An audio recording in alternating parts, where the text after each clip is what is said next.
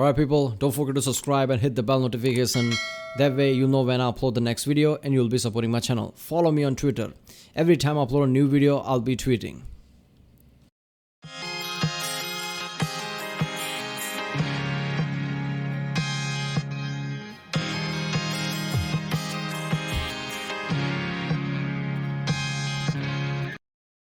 Ladies and gents, UX, and this is Guardians of Ember review. Ad, Shilling, Sseth is a hack, trademark, by the channel ssethtzeentach. Today Sseth is well fed and unharmed and nothing is out of the ordinary. Okay. And YouTube shows that this game is Dark Souls. Of course it does. Alright, so let's watch this one. Yeah, Sseth always reviews the games that are kind of out there. Let's just say he doesn't review normal games as far as all the games that I've seen from Sseth. So I guess there's going to be something disturbing in this one, because yesterday I read the video from Sseth, and that was just saying that it's disturbing is an understatement. Yeah, I don't even know how games like that can exist. How can governments doesn't just step in, say that you can't, I guess, publish games like that. But yeah, so let's watch this one. Hello? Who is this? I've come to make an offer. What offer? One you can't refuse. Well, I just did. I'm not interested. Also, how the hell did you get this number? I have your feet pics. Wait, really? Oh, yes. You have 2 weeks. Wait, what do you mean? Goodbye. Wait, wait, come back!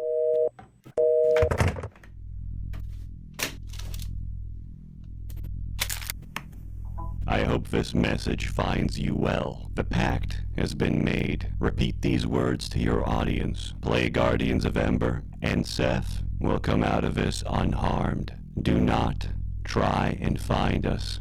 We will find you instead.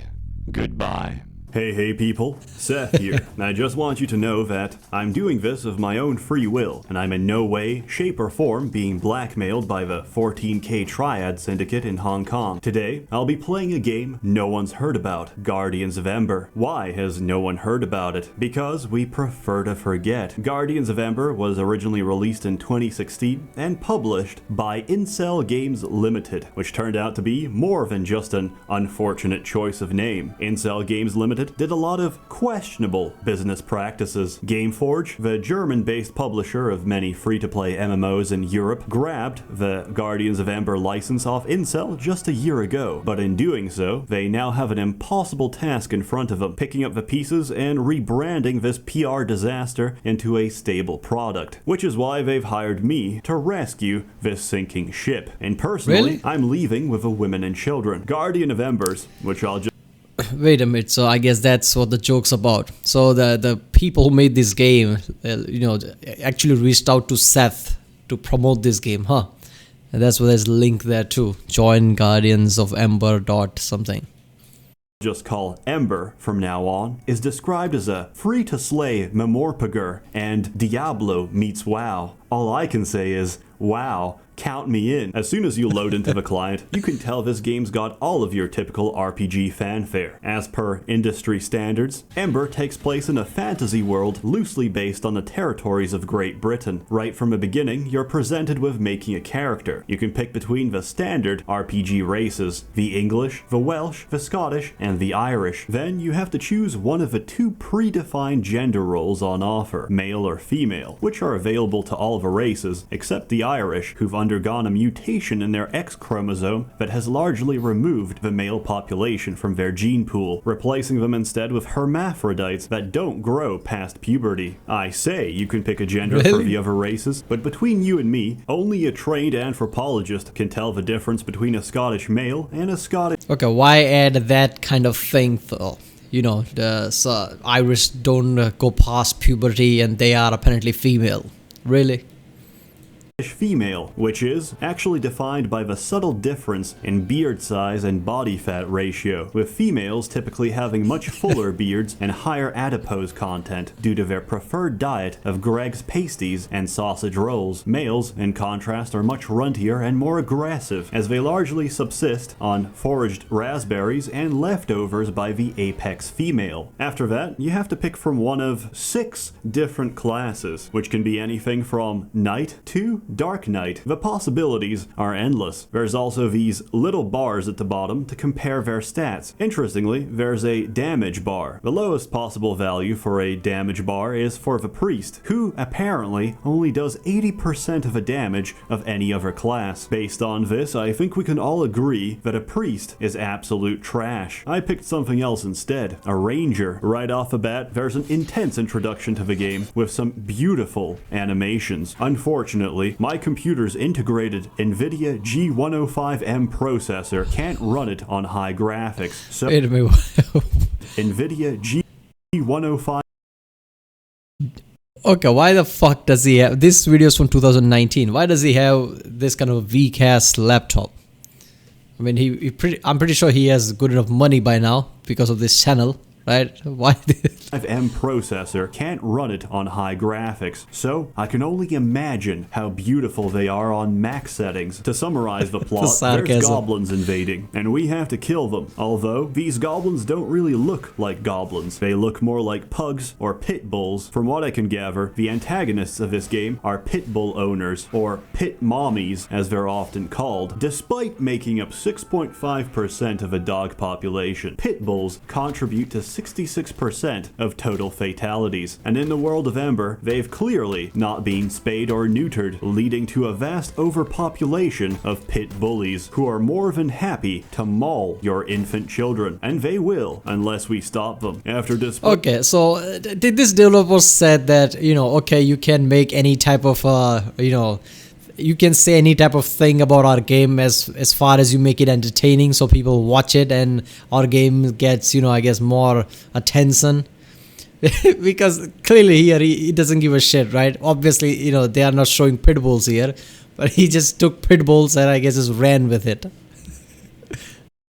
Disposing of these creatures, they unleashed a fearsome troll, which I slayed by standing still and right-clicking. I even occasionally dodged attacks. For some reason, this troll fight has better hitboxes than Dark Souls 2. Miyazaki is a hack, but I'm a paid schmuck, so who am I to judge? After defeating the troll and washing off the thick sweat on my brow, I embarked out into the great wide world of Ember. I got more skills too. You get skills automatically each time you level. Some of these are pretty good. They can also be upgraded. Bizarrely, upgrading skills can make them worse. Take my bear trap for example. I can spend all my skill points to make it do half the damage. This is much worse for the knight. She can upgrade her cleave to give her life leech. If she upgrades it again, she no longer has life leech. Similarly, she can upgrade her Garen spin to give her life leech as well. If she dares to upgrade it again without reading the description, she'll pay dearly with her life. Truly, Ember forces you to think and consider your actions.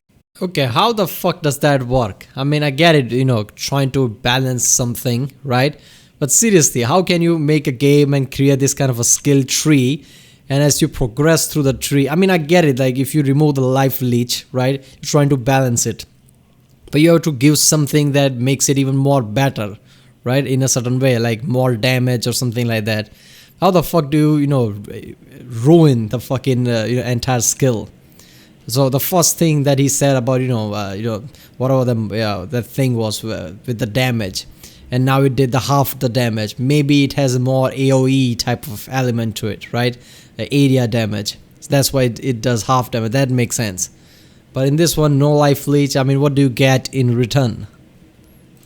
Since they might end up accidentally killing your character. On top of skills, you also have attributes. These are described as the four humors: black bile, yellow bile, blood, and phlegm. And if we've remembered our understanding of Hippocratic humorism under the revised elemental model proposed by Empedocles, then we will also remember the dangers of humoral imbalance. To this end, we will assign our attributes equally to avoid any of the negative temperamental states. To demonstrate the dangers, here's another character I made, an Irishman named Seamus O'Shaughnessy. He died of severe jaundice and got eaten by the family pig. Meanwhile, my ranger had a long and generally healthy life adventuring in Ember. That was until I started jumping. Jumping, combined with my character's small stature, caused me to glitch inside a brick wall. In panic, I tried to jump some more. Instead, I started to sink into the ground. After some time, I accepted my fate and took on my new role as the local tower ghost. I haunted this place. I could never leave. I could only warn others about the dangers of jumping. Some even tried to help me, but I told them I was beyond help. Go, live your life, and don't make the same mistake I did. Life is brief and extremely precious. Don't waste it on smashing your spacebar all day, or you'll end up like me, forever clipped inside this shitty tower. And so, I started a new character, a knight. It was then that I noticed there's a phi slider on the character creation menu. So wait a minute, that the bile and whatever that thing was, right?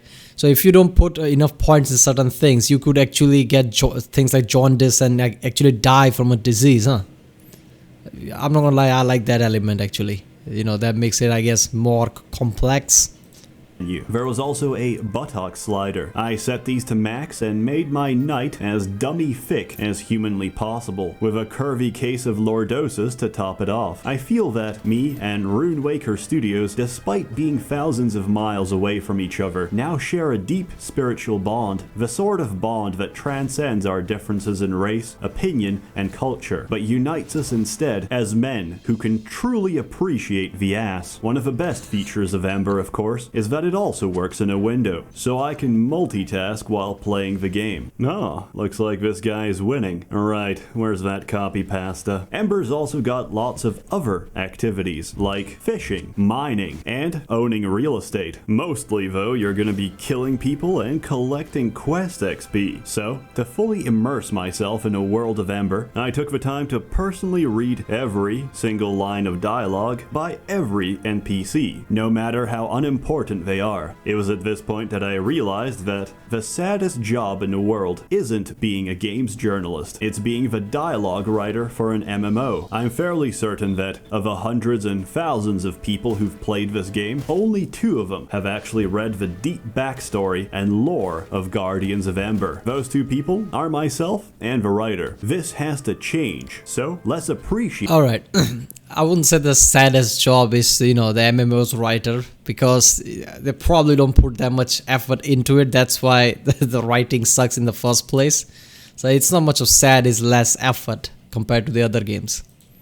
Some of this intense dialogue together. Bo Lolly has challenged you to a duel. Wait, what is this? Of course I accept. I don't care if you're a child or a 2,000-year-old legal-aged fantasy child. You're gonna get a goddamn beatdown, you lolly hag. Most people just smash the keyboard in situations like this. Instead, I like to do what I call the royal keyboard flush. This technique ensures that your hand is likely to hit most of the keys you're meant to anyway. Naturally, with my superior technique and tactics, I won. Coincidentally, I ran into the same lollies later that day, and we dueled again. Turns out, they're actually one of the few people in this game who speak English. I've seen Portuguese, Spanish, Russian, and Polish being spoken on the global channels in Europe, but never once have I seen English. Anyway, we quickly became great friends. They even invited me to lunch. I couldn't really attend, so they just sent me some instant lasagna in the mail. It was nice. Yeah, okay. Online games like this, I mean, I used to play when I was a kid. I used to play lots of online games, right? I mean, at the time, I was small enough that I didn't, realize what the game is, right? Or, what is all, how it's supposed to work and all that. I was just playing the game, right? And I realized like how many different people from different countries used to play the game. And that just makes me think, like, even in here, like, holy shit, games like, this, MMOs, really brings together different people from different world, right? And in here, obviously, they become friends because, English-speaking people, they're like, oh, look at that, there is a rarity here. So, of course, we're gonna become friend here. A little moldy, but hey, that's free penicillin. Overall, I had a fun time. I came in with minimal expectations, but the people and the community really make the game worth playing. Also, it's much more pleasant than my last experience with free-to-play MMOs, since the last time I played a free-to-play MMO, Lord of the Rings Online, was also the first and last time I tried Israeli hash. I smoked that shit and thought nothing of it. Then I went off to play Lotro with the boys. I told them after some time, go off and do this dungeon without me. I'm not feeling too great. Then I collapsed and started panting, sweating, and physically convulsing on the bed. Turns out I was fiercely allergic to Israeli hash. After about 6 hours of pure hell, I decided that was the last time I'd ever play Lord of the Rings Online. Now, given that I don't associate Guardians of Ember with anaphylactic shock, I give it a very good score. I'm now contractually obligated to say these words: play Guardians of Ember today, so Seth can live tomorrow. Help me. Did he deliver?